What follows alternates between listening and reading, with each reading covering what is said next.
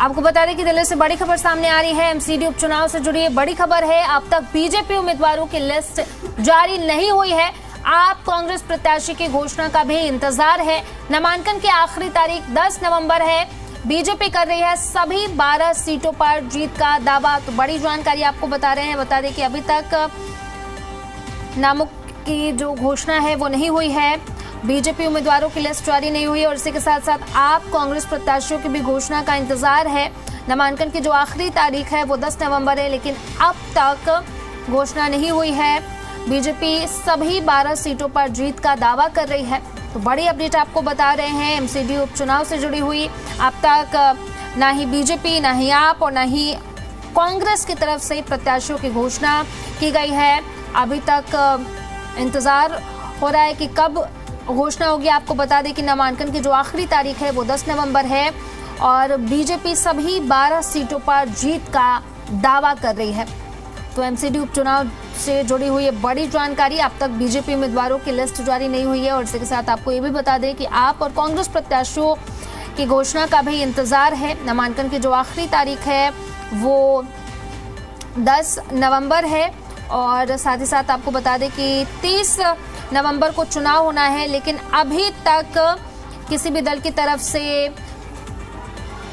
List जारी नहीं की गई है, जो उसका इंतजार है। तो बड़ी जानकारी आपको बता रहे हैं। ना ही बीजेपी, ना ही आप और ना ही कांग्रेस प्रत्याशियों की तरफ से घोषणा की गई है। नामांकन की आखिरी जो तारीख है वो 10 नवंबर है और साथ ही साथ आपको ये भी बता दें कि बीजेपी सभी 12 सीटों पर जीत का दावा कर रही है, लेकिन अभी तक किसी भी दल की तरफ से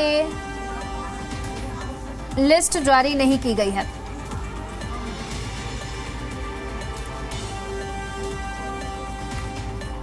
और इसी पर चर्चा के लिए हमारे साथ हमारे खास मेहमान जुड़े हैं। पहले उनका परिचय करवा देती हूँ। हमारे साथ महेश वर्मा जी जुड़े हैं, बीजेपी नेता हैं और इसी के साथ हमारे साथ जुड़े हैं वैभव श्रीवास्तव जी, प्रवक्ता हैं आपके। बहुत बहुत स्वागत है पहले तो आप दोनों का जी दिल्ली एनसीआर हरियाणा पर। महेश जी, सवाल आपसे कि जीत का दावा तो कर रहे हैं लेकिन अब तक लिस्ट जारी नहीं हुई है, तो कब तक लिस्ट जारी होगी? लोग इंतजार कर रहे हैं। नमस्कार आपको और आपके दर्शकों का। देखिए, लिस्ट भी जारी होगा, चुनाव भी बहुत अच्छे से लड़ा जाएगा और जिस तरह से दिल्ली का मिजाज है, जिस प्रकार से हमारी काम है, जिस तरह से 8 महीने में सरकार की एक सफलता है, जिस तरह से लोगों को उल्लास मिलेगा, उस तरह से कहीं ऐसा लग रहा है कि हम जो है एक नारकीय जीवन से उबर के कहीं एक अच्छे दिशा में बढ़ रहे हैं। निश्चित रूप से उसका एक बहुत बड़ा लाभ मिलने वाला है और समय से और टाइम से सारी चीजें जो है, कैंडिडेचर भी हमारा फाइनल हो जाएगा। रही बात की भाई, हम कहीं ना कहीं ये कंपैरिजन तो करेंगे ही और कहीं ना कहीं वो चीज याद दिलाएंगे ही कि कैसे भ्रष्ट सरकार चल रही थी और याद करिए कि किस प्रकार से दम घुटू माहौल था। अभी हाल तक अभी अलाप बिलाप प्रलाप कर रहे थे जिस तरह से यमुना को लेकर, पोल्यूशन को लेकर। आज पोल्यूशन देखिए कहाँ से कहाँ पहुंचा। याद करिए कि इसी 2023-2024 में पोल्यूशन का क्या था। आज पंजाब में देखिए पोल्यूशन 600 से ऊपर पहुंच गया है कई डिस्ट्रिक्ट्स में। तो ये जहां भी जाते हैं वहाँ आम आदमी पार्टी की सरकार जो है वो भ्रष्टाचार को जो है अपना सबसे बड़ा औजार मानती है। पैसा लूट खसोट इनका मेन टारगेट होता है। तो ऐसी चीजों से जब जनता को निजात मिलती है तो स्वाभाविक रूप से वो उस तरफ सोचती है जो उसके हक में है, जो उसके हित में है। और समाज का देखिए, दिल्ली को बर्बाद करने में इन्होंने कोई कसर नहीं छोड़ी, या वो शराब का मामला हो या फिर वो जल का मामला हो या मल का मामला हो या जमुना का मामला हो। जिस क्षेत्र में जाइए, सड़कों, कागज पे सड़क बनाते थे, उसका इतना बड़ा घोटाला दुनिया के सामने आया। अभी तक तो लालू प्रसाद यादव को चैंपियन माना जाता था, उससे भी सुपर डुपर चैंपियन ये निकली। इन सब चीजों पे कहीं लगाम लगाने में हम कामयाब रहे हैं और मैं समझता हूं कि यही कामयाबी, यही सफलता जो है हमारी जो है इस उपचुनाव की सफलता होगी। और ये निश्चित रूप से हम कह रहे हैं कि हम सारी की सारी सीट जो है बहुत आसानी से, बिना किसी, मतलब आप ये समझ लीजिए कि हमारे लिए तो निर्विरोध जैसे होता है ना जनता है, और चुनाव उसी तरह से हम जीतेंगे जैसे एक निर्विरोध तरीके से जीता जाता है। ठीक है महेश जी, लौटूंगा आपके पास। हमारे साथ आदेश भारद्वाज जी जुड़े हुए हैं, कांग्रेस नेता हैं। बहुत बहुत स्वागत है पहले आपका जी दिल्ली एनसीआर हरियाणा पर। आदेश जी, 10 नवंबर नामांकन की आखिरी तारीख है, लेकिन अभी तक आखिर क्या वजह है जिसकी वजह से लिस्ट जारी नहीं हुई है? सोनाली जी, देखिए, हमारी कई बार की मीटिंगें आपस में हो चुकी हैं। एक जगह पे कई लोग टिकट की चाह रखते हैं और इस बारी लोगों में काफी उत्साह है, जिसके कारण टिकट मांगने वालों की संख्या पहले से कहीं ज्यादा है। तो निश्चित रूप से उसमें से किसी एक को शॉर्टलिस्ट करने में थोड़ा सा समय लगता है, लेकिन जल्दी ही कांग्रेस का उम्मीदवार जो है हम घोषित करेंगे। और चुनाव की तैयारियां हमारे दिल्ली प्रदेश कांग्रेस कमेटी के अध्यक्ष देवेंद्र यादव जी ने वार्ड वाइज अपने लोगों की रिस्पॉन्सिबिलिटी तय कर दी है, जिम्मेवारी लगा दी है और वहां पे हमारा काम चल रहा है बराबर जो है। तो आप जल्दी हमारे उम्मीदवारों के नाम आपके सामने होंगे और दिल्ली के अंदर बहुत अच्छा हम प्रदर्शन करेंगे। और जिस तरह से देश का माहौल है, पूरे देश में कल भी देखा कि राहुल गांधी जी ने किस तरह से एक्सपोज किया भारतीय जनता पार्टी की वोट चोरी को, और उससे पहले भी किया। तो लोगों में कहीं ना कहीं एक जो जनमानस के अंदर एक जो भारतीय जनता पार्टी किस तरह से छल बल करके चुनाव जीतती है, वो लोगों के सामने आ गया है।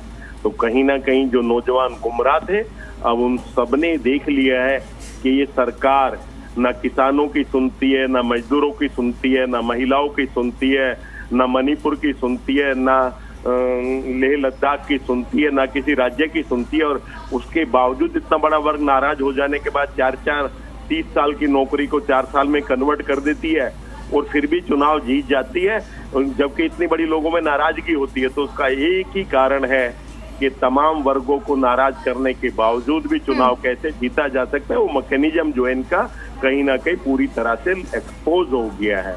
तो अभी और चीजों का पता चल जाएगा और इलेक्शन कमीशन भी और भारतीय जनता पार्टी पूरी तरह से जो ये सवाल उनका किसी का कोई जवाब नहीं देती।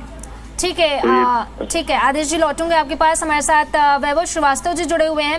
वैभव जी, आखिर क्या वजह है कि अभी तक लिस्ट जारी नहीं हुई है? क्या आप लोग इंतजार कर रहे हैं कि पहले वो पार्टी करे फिर हम करेंगे? आखिर क्या वजह है? जी, सबसे पहले तो आपको नमस्कार, बाकी सभी पैनलिस्ट को नमस्कार, जो भी दर्शकगण मुझे सुन रहे हैं उनको नमस्कार।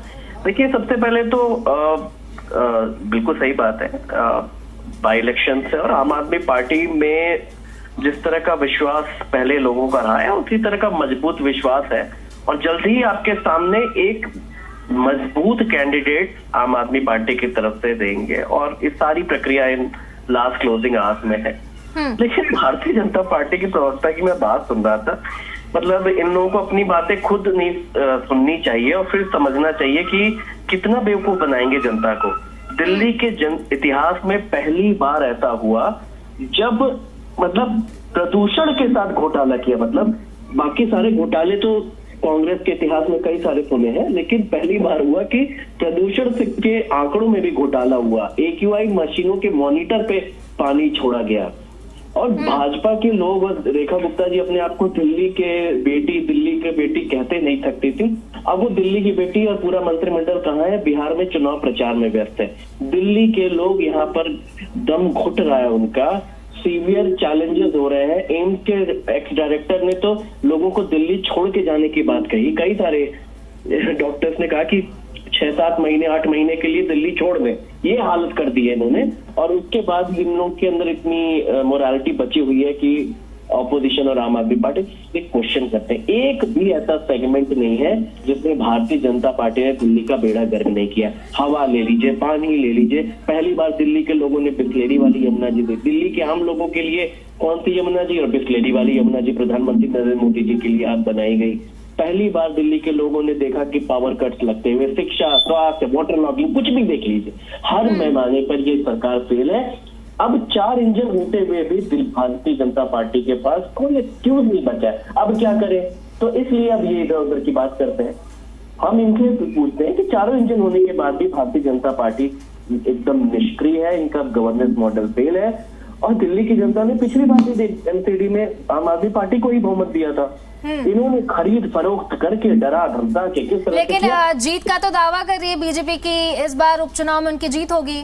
अगर ज्ञानेश जी से कुछ बात हो गई तो मैं उसका नहीं कह सकता, वरना भारतीय जनता पार्टी को मुझे नहीं लगता है कि दिल्ली का 8 महीने के कुशासन में, जहां ये लोग 2,500 महिला सम्मान और फ्री गैस सिलेंडर पता नहीं क्या क्या प्रधानमंत्री नरेंद्र मोदी जी बोलते थे, कुछ तो डिलीवर किया नहीं।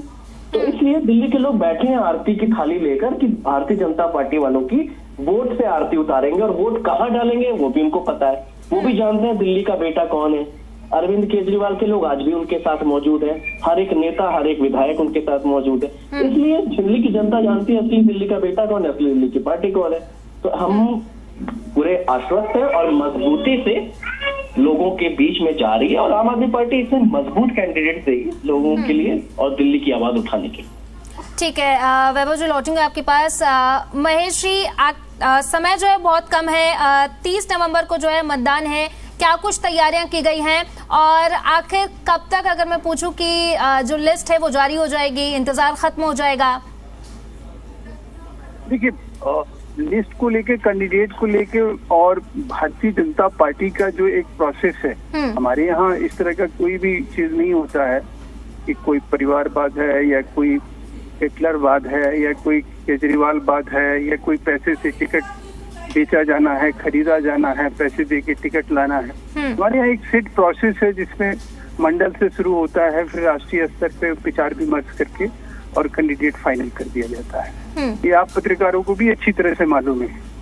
लगातार हम अपने प्रोसेस को कोई जग जाहिर करके कुछ नहीं करते, हम वही करते हैं जो भारतीय जनता पार्टी के संविधान के अनुरूप है। अब रही बात कि भाई हम कैसे जीतेंगे और हमारा आधार क्या है, तो हमारे आधार वो हैं जो आप कहीं दिल्ली के जो जनता के दिल में बात है, जो कहीं एक मैं समझता हूँ कि एक शेर है ना कि वक्त आने दे दिखा देंगे तुझे ये आसमां, हम अभी से क्या बताएं क्या हमारे दिल में है। तो दिल्ली की ये जनता जो है, ये फैसला जो कर चुकी है, उसको ये लोग अपनी ये छलावे और भुलावे और अपनी बाजीगरी से अभी भी जो एक ठग की तरह और कह लीजिए कि दिल्ली के लोगों को ठगने की जो एक इनकी हसरत है, मैं समझता हूँ उसमें कामयाब नहीं होंगे। और ये उपचुनाव जो है, इनके इस बात पर भी जो अभी ये रोग आ रहे हैं पॉल्यूशन को लेकर या जमुना को लेकर या किसी भी प्रकार की जो एक भ्रांति और एक जिस प्रकार से उस भ्रांति से क्रांति पैदा करना चाह रहे हैं, मैं समझता हूँ उन सब चीजों पे लगाम लगाने का एक जनादेश इस उपचुनाव से मिलने वाला है। और इसको जो है किसी भी तरह से मैं समझता हूँ कि ये कुछ भी कर लें, कितना भी दुष्प्रचार कर लें, ये दोनों इकट्ठे भी हो जाएं, कांग्रेस और आम आदमी पार्टी जो कि एक टाइम में गलभैया थे, एक टाइम में इकट्ठे लड़े, अब इस चुनाव में देखना होगा कि एक दूसरे को कितना गाली देते हुए मिल रहे हैं, एक दूसरे को कितना नसीहत और फजीहत करते हुए मिल रहे हैं। तो ये भी एक इम्पोर्टेंट नजारा होगा। और कांग्रेस का तो कोई आधार बचा नहीं जो वो कुछ कह सके या कुछ कर सके। लेकिन हाँ, ये जरूर है कि आम आदमी पार्टी का जो अभी थोड़ा बहुत जो ये सिसकियां हैं, ये भी इस जनादेश के बाद, इस उपचुनाव के जो रिजल्ट के नतीजे के बाद जो है वो सिसकियां भी थम जाए और एक तरह से जो है भ्रष्टाचार मुक्त जो एक दिल्ली का जो अभियान है भारतीय जनता पार्टी का, उसके ऊपर जो है कहीं मोहर लगेगी इस चुनाव के माध्यम से। ठीक है महेश जी, लौटूंगा आपके पास। आदेश जी, पहले तो जो महेश जी ने तमाम आरोप लगाए उस पे जवाब दीजिएगा, और साथ ही साथ क्या कुछ तैयारियां की गई हैं चुनाव के मद्देनजर? सोनाली जी, एमसीडी के हॉस्पिटलों में पिछले 2 साल से कोई दवाई खरीदने का टेंडर नहीं हुआ है, लोगों का बुरा हाल है। दिल्ली एडमिनिस्ट्रेशन के जो हॉस्पिटल हैं वहां पे दवाइयां मिलती नहीं है, बाहर जो है औषधि केंद्र खोल दिए गए हैं, वहाँ स्टोर, वहां से दवाइयां खरीदनी पड़ती हैं। और अभी महेश जी कह रहे थे, लेकिन मैं बताना चाहता हूँ कि साउथ दिल्ली के मेयर ने, तो वहां की डिप्टी मेयर एक महिला है, उन्होंने आरोप लगाया था चेयरमैन के ऊपर कि वो उनके ऊपर फब्तियां कस रहे थे, उनके साथ बदतमीजी कर रहे थे। और जब उन्होंने अपने पति से और अपने कुछ साथियों से शिकायत की तो उन्हें धमकी दी गई और उनको कहा गया तुम मेरा कुछ नहीं बिगाड़ सकते। 70 लाख रुपए में चेयरमैन का पद पाया है मैंने, ये उनकी लिखित शिकायत है जो है। तो किस तरह से भारतीय जनता पार्टी में पद बेचे जाते हैं, किस तरह से लोग पद पाते हैं और किस तरह का आचरण अपने साथ की निगम पार्षद के साथ भारतीय जनता पार्टी के लोगों का है, ये तमाम चीजें देश ने देख ली हैं। भारतीय जनता पार्टी की करनी और कथनी में जो अंतर है, वो आदरणीय प्रधानमंत्री जी भारतीय जनता पार्टी के सबसे बड़े नेताओं ने आके जब दिल्ली चुनाव से पहले भाषण दिए थे तो उनमें कहा था कि सभी दिल्ली की महिलाएं अपने अकाउंट को अपने बैंक के साथ लिंक करा लें। 8 मार्च पूरी दुनिया में महिला दिवस के रूप में मनाया जाता है। आपके सबके अकाउंट में 2500 रुपए आएंगे। एक भी पैसा आज तक किसी महिला को नहीं दिया। सबसे बड़े ठग अगर कोई इसमें है तो भारतीय जनता पार्टी, और यही कैरेक्टर आप पार्टी का रहा है। ठीक है, हमारे किए हुए कामों को अपना काम बता के कहीं ना कहीं लोगों को गुमराह किया। जो ठीक है आदेश जी, ठीक है, लौटूंगा आपके पास। वैभव जी, कब तक इंतजार खत्म हो सकता है, कब लिस्ट जारी कर सकते हैं और क्या कुछ तैयारी की गई है इसको लेकर के अभी तक? देखिए, जल्द मैं फिर से कह रहा हूँ, जल्दी is all in a final phase, क्योंकि जनता से फीड, आम आदमी पार्टी का हमेशा ये शुरू से स्टैंड रहा है कि जनता के उम्मीदवार, मतलब जनता से फीडबैक लेके हम उम्मीदवार देते हैं। इनकी तरह नहीं कि कहाँ से इन लोगों ने खुद ही देखिए, भारतीय जनता पार्टी और कांग्रेस इन सब में कहाँ किसकी क्या बोली लगती, कैसे टिकट मिलता है, हम उस गंदगी में पढ़ते भी नहीं है, ना हम उसमें जानना चाहते हैं, ना कमेंट करना चाहते हैं। हमारा स्पष्ट है, जनता के बीच से फीडबैक लेकर हम जनता का उम्मीदवार देते हैं और उसमें फाइनल फेज में कभी भी हम जल्दी आपको एक अच्छे और मजबूत जनता के उम्मीदवार देंगे। और दिल्ली में जिस तरह का भारतीय जनता पार्टी का कुशासन फैला हुआ है, इनके जो लैंडमार्क, इनकी जो बढ़ चढ़ के इनकी जो आन बान शान, कूड़े के पहाड़, ये सब भारतीय जनता पार्टी का जो कुशासन है। और किस तरह से, मतलब एमसीडी भी आ गई, लेकिन वही कहते हैं ना कि समझ कैसे आए, जब प्रधानमंत्री नरेंद्र मोदी जी नेचुरल कैलामिटी एक तरह से घोषित कर देना चाहिए दिल्ली और नॉर्थ इंडिया के जिस तरह पोल्यूशन है, लेकिन बैठ के बिहार चुनाव में वहां पे अपोजिशन को गालियां देते फिरते हैं, पता नहीं क्या क्या बोल रहे हैं। तो इसलिए इन सबसे क्या उम्मीद भारतीय जनता पार्टी के वालों से करें। ठीक है वैभव जी, माफी के साथ रोकना चाहूंगी, समय की कमी है। बहुत बहुत शुक्रिया आप सभी का इस चर्चा में जुड़ने के लिए और अपनी बातें रखने के लिए।